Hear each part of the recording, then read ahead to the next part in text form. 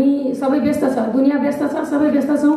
हामी सबै एउटा अहिलेको एउटा प्रतिस्पर्धात्मक खालको समाजमा अहिले मानसिक रोग एकदमै डरलाग्दो रोगको रूपमा देखिएको छ।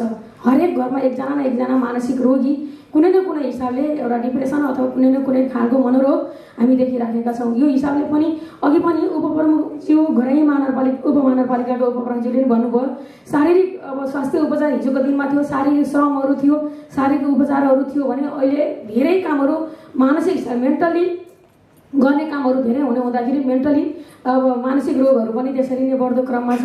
त्यो हिसाबले पनि अबको दिनमा एउटा मनोरोग अस्पताल अथवा मानसिक अस्पताल अहिलेका लागि धेरै नै अत्यावश्यक बनेको छ।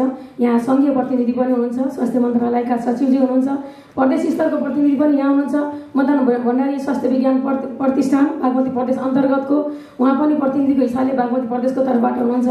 स्थानीयको तर्फबाट हामी छौँ, भरतपुर महानगरपालिकाको तर्फबाट म आफू स्वयं छु, त्यसै गरी गोराई उपमहानगरपालिकाको तर्फबाट पनि प्रमुखजी हुनुहुन्छ। यस हिसाबले भोलिको दिनमा नीतिगत हिसाबले कस्तो खालको नीति निर्माण गर्ने हो भन्ने सन्दर्भमा हामी सबै जिम्मेवार छौँ। म खास गरेर हामीभन्दा माथिल्लो सरकार, सङ्घीय सरकारको प्रतिनिधि, स्वास्थ्य मन्त्रालयका सचिवलाई माथिल्लो स्तरबाट नीति निर्माण गर्ने सन्दर्भमा यो सम्मेलनले जे खालको म्यान्डेट एउटा निष्कर्ष यो सम्मेलनले निकाल्छ त्यसलाई चाहिँ नीति निर्माणको तहमा हामीले आफ्नो ठाउँमा सक्दो योगदान गर्न जरुरी छ। यसका लागि पनि म अनुरोध गर्न चाहन्छु र स्थानीय सरकारको तर्फबाट महानगरपालिकाको तर्फबाट हामीले कार्यान्वयनको दिशामा के कस्तो सहयोग गर्नुपर्छ त्यसका लागि महानगरपालिका तयार छ। मेडिकल सिटीमा अर्को एउटा आयाम थप्नको लागि हामी एकदम इच्छुक छौँ, एकदम हामी तत्पर छौँ। त्यसका लागि पनि यहाँलाई स्वागत गर्न चाहन्छौँ, भरतपुर महानगरपालिकाको तर्फबाट हार्दिक स्वागत पनि गर्न चाहन्छु। अर्को अब भरतपुर महानगरपालिका मेडिकल सिटी भन्दै गर्दा दर्जनौं अस्पतालहरू छन्, सरकारी निजी अस्पतालहरू छन्, मेडिकल कलेज छन्। त्यो सँगसँगै महानगरपालिकाले पनि अब जनताको घर दैलोमा स्वास्थ्य सेवा पुर्याउने उद्देश्यले धेरै एक स्वास्थ्य कार्य हाम्रो नीति छ। त्यो नीति अन्तर्गत प्रत्येक वडामा हाम्रो स्वास्थ्य कार्यालयहरू छन्, स्वास्थ्य केन्द्रहरू छन्। त्यहाँबाट प्राथमिक उपचारको एउटा बन्दोबस्त स्थानीय जनसमुदायहरूलाई घर दैलोबाट त्यो खालको उपचारको व्यवस्था महानगरपालिकाले गरेको छ। लगभग 29वटा वडामा अब 29वटा एक स्वास्थ्य त कार्यालय त छँदैछ। त्यो बाहेक पनि नगर स्तरीय स्वास्थ्य, शहरी स्वास्थ्य, त्यसैले नगर स्तरीय अस्पताल गर्दाखेरि झन्डै 42वटा स्वास्थ्य संस्थाहरू महानगर अन्तर्गत मातहत पनि जनताको घर दैलोबाट सेवा दिने एउटा मनसायका साथ त्यो सेवाहरू हामीले सुचारू गरिसकेका छौँ।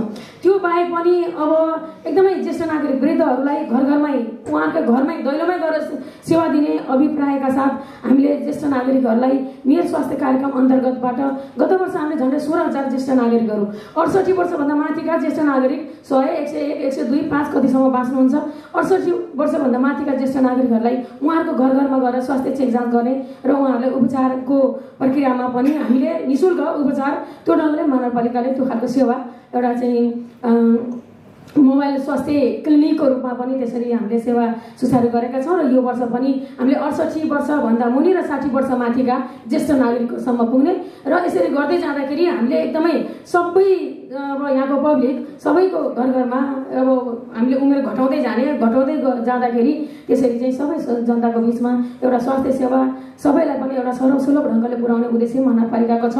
यो सँगसँगै हामीले स्वास्थ्य भन्नाले शारीरिक स्वास्थ्य मात्र होइन कि विशेषज्ञ सेवा त्यो अन्तर्गत मात्र होइन कि हामीले मानसिक स्वास्थ्य पनि परामर्श होइन, त्यो घरमा के छ समस्या कसो छ होइन, मानसिक समस्याहरू के छन् कसो छन् भन्ने हिसाबले पनि एउटा मनोरोगको पनि एउटा काउन्सिलिङ गर्ने ढङ्गबाट पनि ती अभियानहरूलाई हामीले जोडेका छौँ होइन। ज्येष्ठ नागरिकहरूलाई स्वास्थ्य सेवा होइन त्यो ढङ्गले एउटा अभियानको रूपमा लगेका छौँ। विभिन्न सामुदायिक विद्यालयहरूमा सामुदायिक विद्यालयहरूमा चाहिँ त्यहाँ विद्यार्थीहरूलाई पनि एउटा चाहिँ स्वास्थ्य चेक जाँच गर्ने होइन, उहाँहरूका समस्याहरू के छन्, कसैले कान नसुन्ने होला, कसैले आँखा नदेख्ने होला, शारीरिक समस्याहरू होला, त्यो हिसाबले पनि महानगरपालिकाले सरकारी विद्यालयहरूमा पनि त्यो सेवा शुभारम्भ यो वर्षदेखि हामीले सुरुवात गरेका छौँ।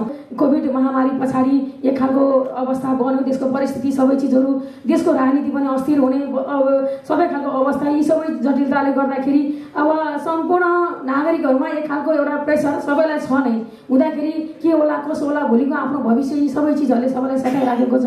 अहिले अब वैदेशिक रोजगारीमा जाने क्रम पनि एकदमै एउटा लहरको रूपमा देखिएको छ।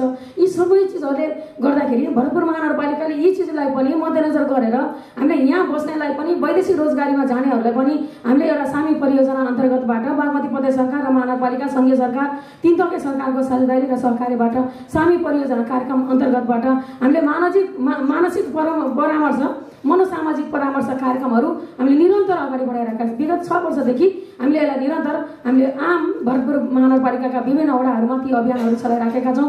वैदेशिक रोजगारीमा जानेहरूलाई पनि काउन्सिलिङ गर्ने, रोजगारीबाट फर्केर आएकाहरूलाई पनि मनोरोगहरू लाग्ने हुँदा भएको अवस्था देखिएकोले गर्दाखेरि उहाँहरूलाई वैदेशिक रोजगारीबाट फर्केर आएकाहरूलाई पनि ती रोगहरू लाग्न सकेसम्म रोग नलागोस्, लागे पनि त्यसलाई कसरी न्यूनीकरण गर्ने भन्ने सन्दर्भमा पनि हामीले मनोसामाजिक परामर्शकर्तालाई नियुक्ति गरेर महानगरपालिकाले हामीले वडा वडामा त्यस्ता अभियानहरू पनि चलाइराखेका छौँ। यी यस्ता खालका कार्यक्रमहरू त छन्, तर यसले मात्रै सम्भव छैन।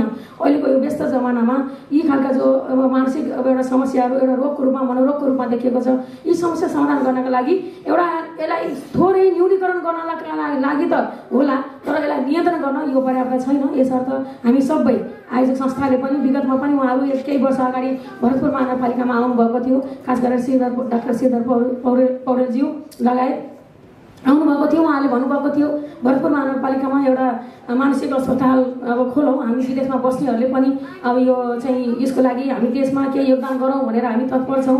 विशेषज्ञ विभिन्न अब भनौँ न विशेषज्ञ व्यक्तिहरू विज्ञहरू हुनुहुन्छ। हामी विदेशमा विभिन्न ढङ्गले अब त्यहाँ चाहिँ एउटा रोजगारी अथवा व्यवसायका हिसाबले हामी छौँ र पनि आफ्नो देशप्रतिको एउटा कर्तव्य हामीले भुलेका छैनौँ। हामी गर्न चाहन्छौँ, ल न कसरी गर्न सकिन्छ यहाँ चाहिँ गरौँ, जग्गाको अब व्यवस्था कसरी गर्न सकिन्छ, यी सबै चिजहरू उहाँले एउटा जिज्ञासा तत्परता देखाउनु भएको थियो। महानगरपालिकाको तर्फबाट पनि हामीले के कसो गर्न सक्छौँ, सक्दो हामी गर्छौँ भन्ने हाम्रो प्रतिबद्धता पनि थियो। र आज यो सम्मेलन दोस्रो सम्मेलन, पहिलो सम्मेलन जुम्लामा गर्नुभयो, दोस्रो सम्मेलन भरतपुर एउटा मेडिकल सिटीमा आइराखेको छ हुँदाखेरि यो एकदमै अत्यावश्यक छ। देशको पनि एउटा केन्द्र भागमा छ होइन। स्वास्थ्य मन्त्रालयका सचिवजीलाई पनि भन्छु, सबै अस्पताल राजधानीमा मात्रै होइन कि राजधानी बाहिर हुँदाखेरि कहाँ हो त भन्दाखेरि स्वास्थ्य उपचारको एकदमै भरपर्दो थलो र सबै हिसाबले पनि त्यसको इन्फ्रास्ट्रक्चरदेखि लिएर सबै एकदम अहिले सम्भव भएको ठाउँ भन्दाखेरि राजधानीपछि सायद काठमाडौँपछि अथवा भनौँ राजधानीपछि भरतपुर नै होला, चितवन नै होला। त्यो हिसाबले हेर्दाखेरि एउटा अस्पताल आजको यो सम्मेलनले त्यो एउटा निष्कर्ष हामी सबैको एउटा साझा सङ्कल्प बन्न सकोस्।